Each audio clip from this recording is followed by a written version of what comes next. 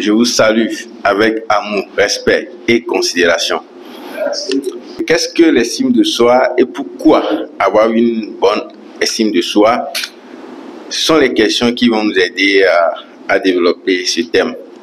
Donc l'estime de soi, c'est quoi? C'est le regard positif que je pose sur moi-même. Ça doit être positif. C'est la considération que je me donne à moi-même.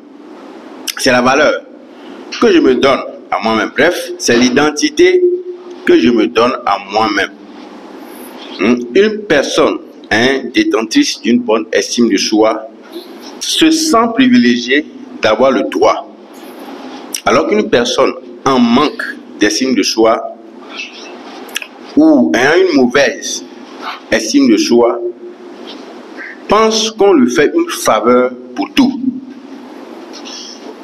Donc ce n'est pas une faveur que ce monsieur ou cette femme t'a fait en t'épousant ou en acceptant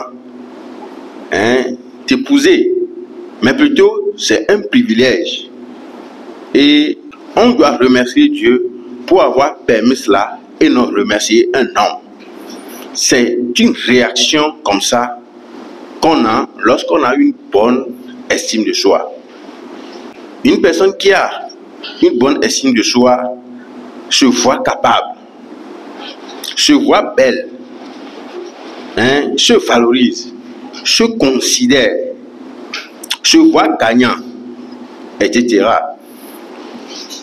Cela me rappelle l'histoire de Nelson Mandela quand, entre-temps, un président de France en exercice a cherché à le rencontrer, malgré qu'il n'était plus en exercice, en fonction. Il était un ancien président, connaissant sa valeur, a dit niet. Pourquoi? Parce que il connaît déjà sa valeur. Ce n'est pas ce président-là qui va se montrer avec lui avant qu'il ne devienne un grand président, avant qu'il ne devienne un président incontournable et incontesté, un grand président de son pays. Vous voyez un peu? Donc une personne qui a une bonne estime de soi ne s'habille pas n'importe comment, ne parle pas n'importe comment et ne se comporte pas n'importe comment. Il s'habille, il parle et se comporte de la manière à valoriser Dieu en lui. Quand on a une bonne estime de soi, on sait de donner les miettes lors des appels à contribution ou lors des offrandes, ou même quand on veut faire un don à quelqu'un, car on voit sa valeur diminuer en le faisant. Je vous avais raconté ici que quand j'ai commencé par travailler, j'étais même stagiaire, mais j'ai décidé de changer quoi? Ma contribution à l'église, parce que cela ne répond plus à la valeur que je me donnais en ce moment. Et c'est ainsi que je crois ma contribution jusqu'à maintenant.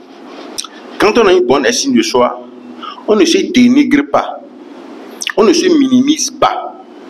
Cela ne veut pas dire d'être arrogant. Non, arrogance amène à minimiser les autres, à agresser les autres, à écraser les autres. Non, l'estime de soi augmente à chaque fois qu'on pose un acte conforme à nos valeurs. C'est le manque d'estime de soi qui fait qu'une femme ou un homme peut à chaque fois dire qu'on lui manque de respect, qu'on lui parle mal, qu'on la dénigre. Ou si elle a vraiment une bonne estime de soi, elle doit s'attendre, elle doit savoir que ça ne peut pas arriver. On ne peut pas lui manquer de respect. Lorsqu'on a une bonne estime de soi, on a la santé assurée, tel que le docteur Carl Hall Simonton l'a dit, que la première cause de toute maladie, c'est quoi? C'est lorsqu'on a une mauvaise image de soi. Lorsqu'on a une bonne image de soi, on a le courage de s'asseoir devant lors des manifestations. C'est pas pour rien que quand nous venons ici, on nous incite à venir devant. Des fois, on arrive premier, mais on va s'asseoir derrière. C'est une image qu'on se donne, tel qu'il vient de le dire. C'est une estime qu'on se donne. Des fois, et c'est ça, c'est intérieur, tel qu'il le dit. C'est en toi que tu te donnes cette image, cette considération.